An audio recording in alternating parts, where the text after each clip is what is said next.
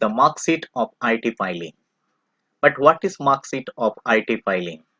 You can call it intimation 143.1, you can call it assessment order, you can call it notice under section 143.1, but ultimately it's a result of your IT filing. It's a mark sheet of your IT filing, or it's a report card of your IT filing.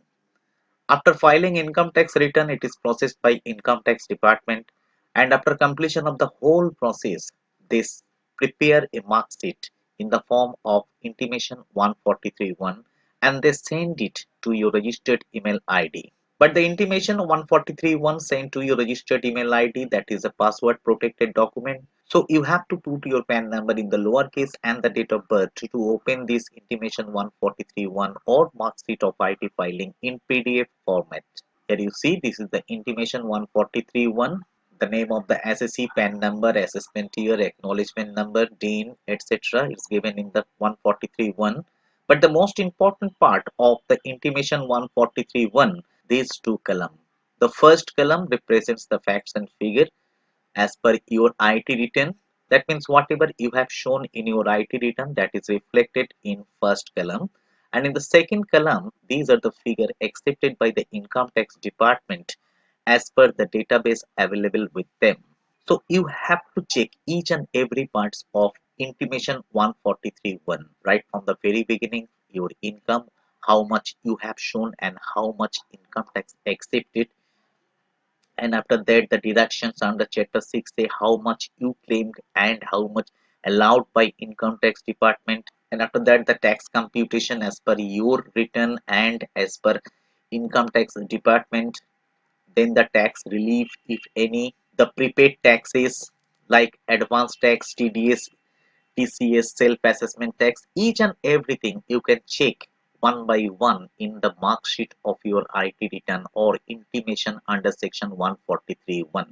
If you find that the facts and figure you have shown in your IT return and the facts and figure accepted by the income tax department both are equal, then you can see the results of the IT filing at the bottom, the balance 0.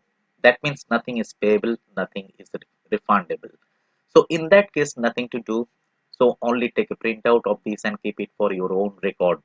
But when you find that the last figure, that means the results of the IT filing shows the amount refundable, that means you will get refund from income tax department. In that case also, just take a printout of this and keep it for your own record.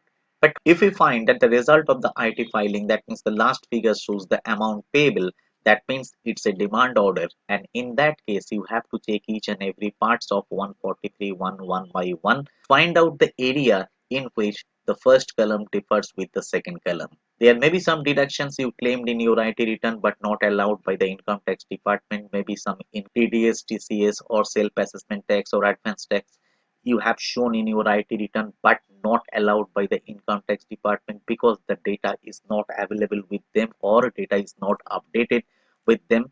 So there may be so many reasons for which the demand may arise. But if you got the genuine facts and figure and which is supported by the necessary documents, then you can go for rectification under section 154 or submit the revised return also. So don't worry if there is a demand or if there is a amount payable in the last column. But if the amount payable shown by the income tax department is true or correct, then you have to pay the money within 30 days from the date of issue of this order. So this is the mark sheet of IT filing or results of IT filing or intimation under section 143.1. So that's it, and thank you for watching this video.